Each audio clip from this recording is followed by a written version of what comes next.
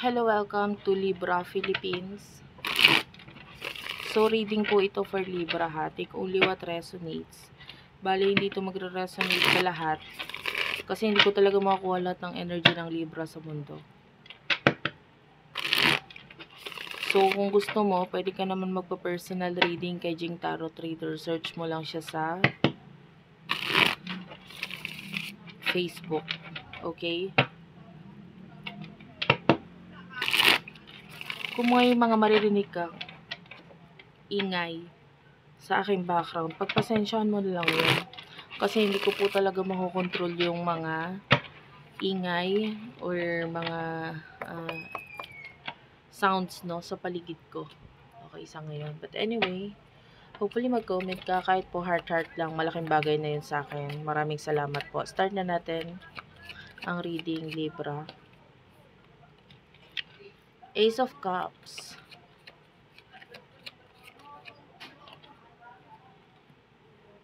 Three of Wands.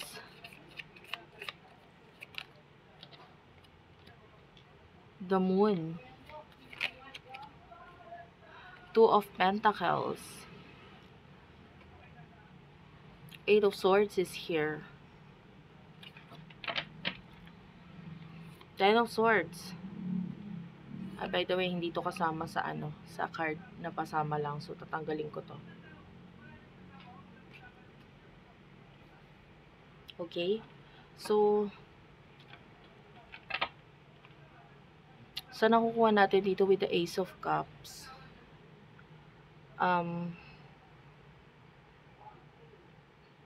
there's someone in the past na nakikita nating sobra yung love na nararamdaman niya sa'yo. Namimiss ka niya eh.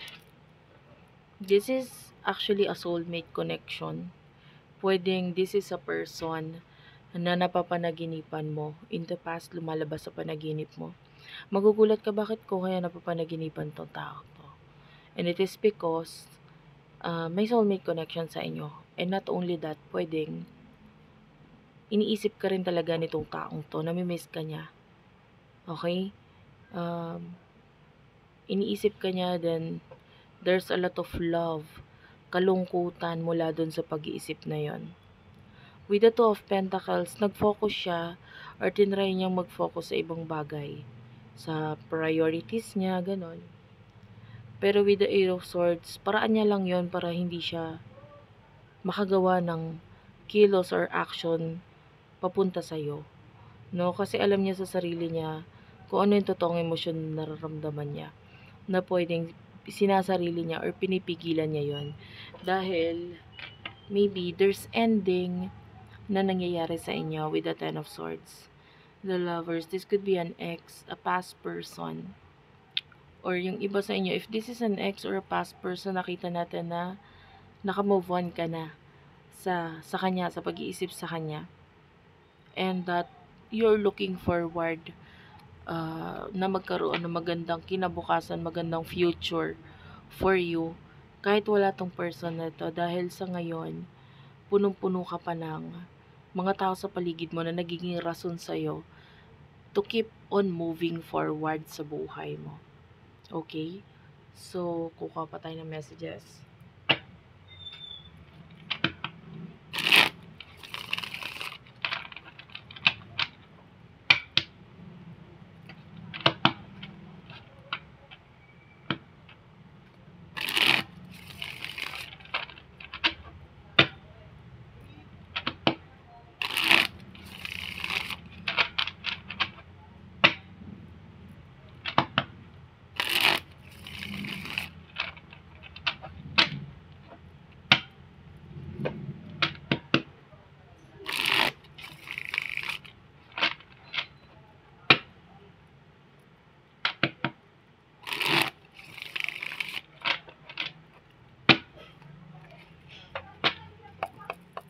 For Libra, please.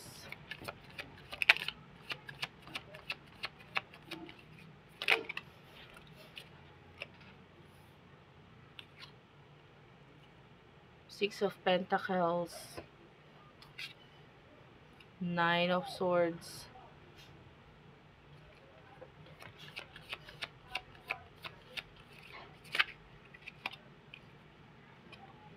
Eight of Cups, Justice card, and one more card.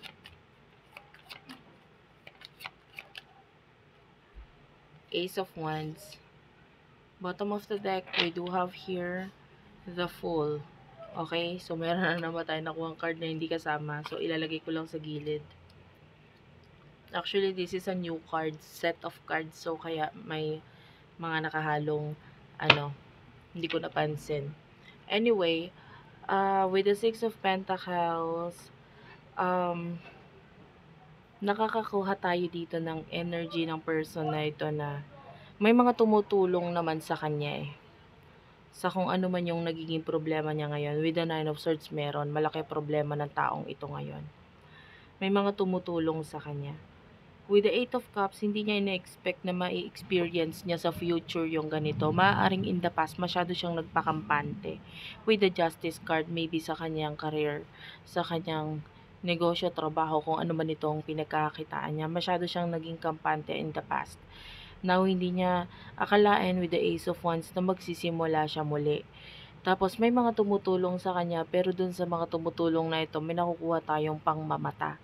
Kumbaga, ito yung point na nahihiya siya pero wala na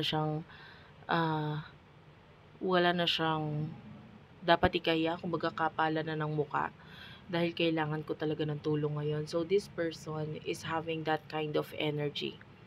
And then with the Justice card, yeah, that's Libra energy. Nakakita tayo dyan ng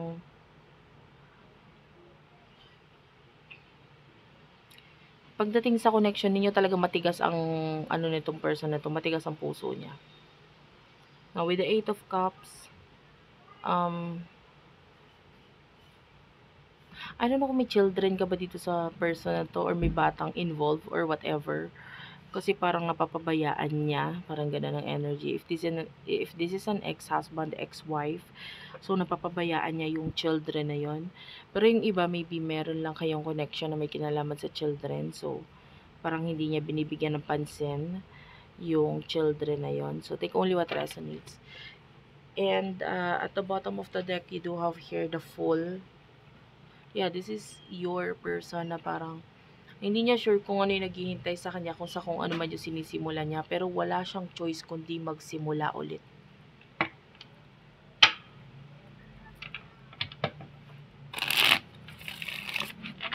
Messages for the future for Libra.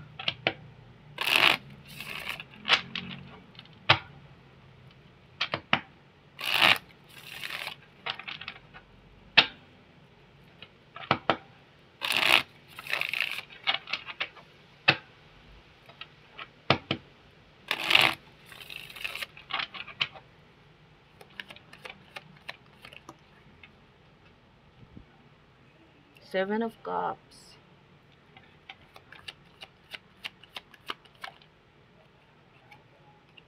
Hermit. That's Virgo energy. Six of Cups. Cancer, Scorpio, Pisces. Knight of Wands. And then one more card. The World. Bottom of the deck is the Five of Pentacles.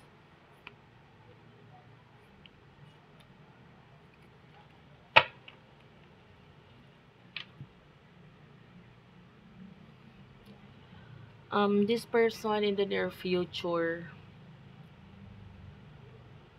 actually, itong reading na to nakakoncentrate sa person na ito, no? Kasi with the Hermit, I feel like part of you is still looking for answers mula dito sa taong to. Maybe you still want to know kung kamusta na ba siya, ano na ba nangyayari sa kanya, ano na bang iniisip niya. So, part of you, yun yung talagang pinaka iniisip mo dito, and pwedeng ito na yun, ito na yung mga kasagutan na kailangan mo. With the Six of Cups, this past person in the future, nakakita tayo na possible pagta-travel. I can see possible na may mapuntahan siyang lugar. Pero I doubt na magiging okay din yung itong ginagawa niya or gagawin niya. Kasi with the Seven of Cups, there's a lot of people na pwedeng mag-offer sa kanya ng mga bagay, maybe may kinalaman sa career. Tapos hindi niya alam kung alin yung pipiliin niya. Okay? Kasi pwedeng hindi nagpapakita ng magandang resulta or wala siyang nakikitang nagugustuhan niya sa mga offers na ito para sa kanya. So, babalik at babalik yung pag-iisip niya sa'yo. So, in the future, nakikita natin with the world na parang excuse me, andyan yung pagmamasid mula dito sa taong to. Maybe gusto niyang i-open up ang sarili niya sa'yo, pero maybe you're cutting this person off already, ngayon pa lang. Kasi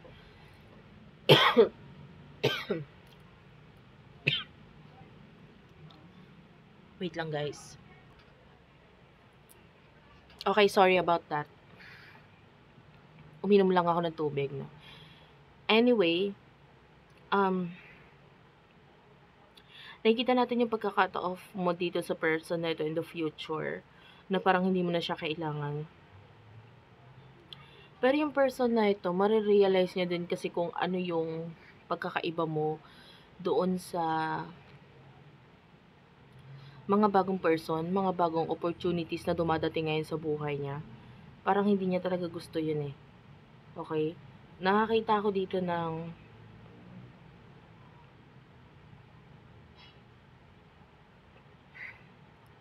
lagi siyang mapupunta sa maling sitwasyon or maling tao. Yan. Kasi pilit niyang umiiwas or lumalayo or hindi nakikipag-coordinate sa'yo. Wherein ikaw naman talaga ang totoong makakatulong sa taong ito. Okay? Still, I don't see any actions mula sa kanya, but rather pagta-travel. Kasi maybe nagko-concentrate siya sa kanyang sarili, sa kanyang money. You know? And actually, alam naman niya yung kasagutan kung anong dapat niyang gawin. Kaya lang dinideny kasi niya. So, ayun lang. Thank you for watching, guys. I love you all and bye-bye.